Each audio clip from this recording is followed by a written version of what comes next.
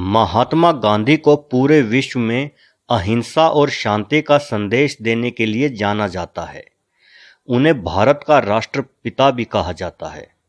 लेकिन गलती हर इंसान से होती है और महात्मा गांधी से भी हुई, और गलतियां भी ऐसी जिन्हें आज पूरा देश भुगत रहा है। गांधी जी की जिद। गांधी जी बेहद जिद्दी थे। उन्होंने काफी बड़े और प्रभावी आंदोलन किए, पर आदर्शों एवं सिद्धांतों के नाम पर उन आंदोलनों को खुद ही खत्म कर दिया। गांधी जी को कोई फर्क नहीं पड़ता था कि कोई कितना बड़ा नेता है या उसने कितने अच्छे काम किए हैं। जब तक वो गांधी जी के विचारों से सहमत नहीं होता था, गांधी जी का समर्थन उन्हें नहीं मिलता था। देश के बंटवारे के बाद भी वो पाकिस्तान को पैसे देने के लिए भूख हड़ताल पर बैठ गए थे, और उनकी जिद की वजह से ही भारत को 55 करोड़ रुपए का भुगतान पाकिस्तान को करना पड़ा था, जबकि पाकिस्तान कश्मीर को कब्जाने के लिए भारत पर हमला भी कर चुका था, जिसकी वजह से सरदार पटेल ने गांधी जी को समझाने की बहुत कोशिश की कि इन पैसे का इस्तेमाल पाकिस्तान हमारे खिलाफ हथियार बनाने के लिए ही करेगा। लेकिन फिर भी गांधी जी अपने जिद पर अड़े रहे। भगत सिंह को फांसी। गांधी जी चाहते तो भगत सिंह की फांसी रोक सकते थे, पर कई लोगों का यह मानना है कि गांधी जी ने भगत सिंह की फांसी पर कभी गंभीरता दिखाई ही नहीं। हालांकि भारत के वायसराय को लिखे पत्र में गांधी जी ने लिखा था कि वे भगत सिंह की फांसी वाले फैसले पर पुनः समीक्षा करें, पर यदि गांधी जी चाहते तो फांसी के खिलाफ आंदोलन कर सकते थे या फिर उन लोगों का साथ दे सकते थे जो भगत सिंह और उनके साथियों की फांसी के विरोध में शांतिपूर्ण प्रदर्शन कर रहे थे। पर उन्होंने सिर्फ पत्र लिखने और विनती करने के अलावा कुछ नहीं किया। प्रसिद्ध लेखक ए.जे. नूरानी अपनी किताब ट्रायल ऑफ भगत सिंह में लिखते हैं कि गांधी जी के प्रयास आधे अधूरे थे। उन्होंने कभी दिल से प्रयास ही नहीं किया। जब जेल में भगत सिंह और उनके साथी भूख हड़ताल पर थे, तो गांधी जी ने उनसे मिलने या उन्हें देखने तक की जहमत नहीं उठाई। और तो और लॉर्ड इरविन को लिखे पत्र में गांधी जी ने फांसी के फैसले को रद्द करने की बजाय उसे सिर्फ कुछ समय के लिए टालने का आग्रह किया था। असहयोग आंदोलन को वापस लेना। 1920 की बात है, जब गांधी जी के ही नेतृत्व में देशव्यापी असहयोग आंदोलन चरम पर था।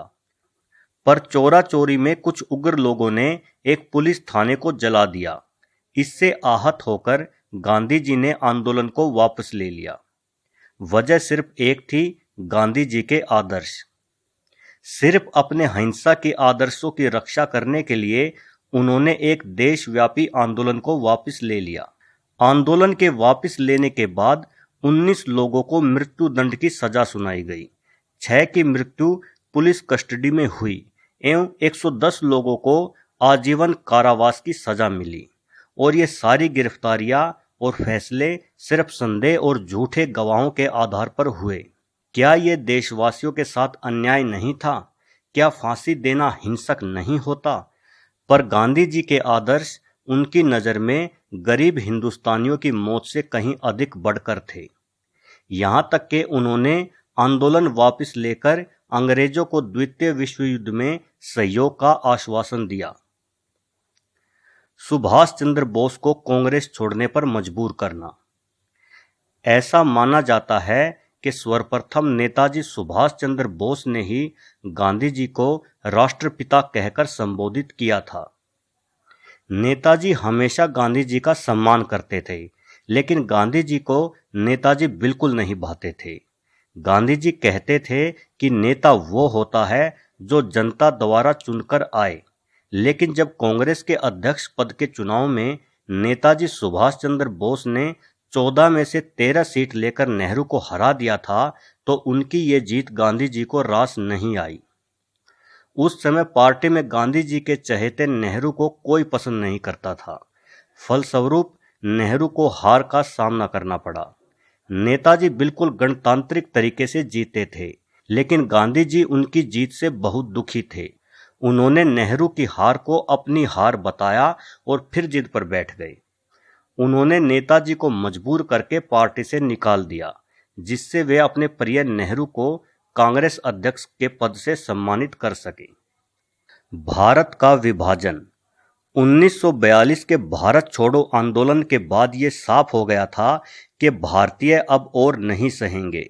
इसे भांपते हुए ब्रिटिश शासन ने अपना अंतिम दांव खेला। उन्होंने कहा कि विश्व युद्ध में भारत हमारा सहयोग करे और हम बदले में भारत को आज़ाद कर देंगे। गांधी ने अपनी आदत के अनुसार घुटने टेक दिए और आंदोलन को वापस लेके अंग्रेजों को विश्व युद्ध की समाप्ति तक वक्त दे दिया, जबकि आज़ादी हमें उससे पहले ही मिल सकती थी।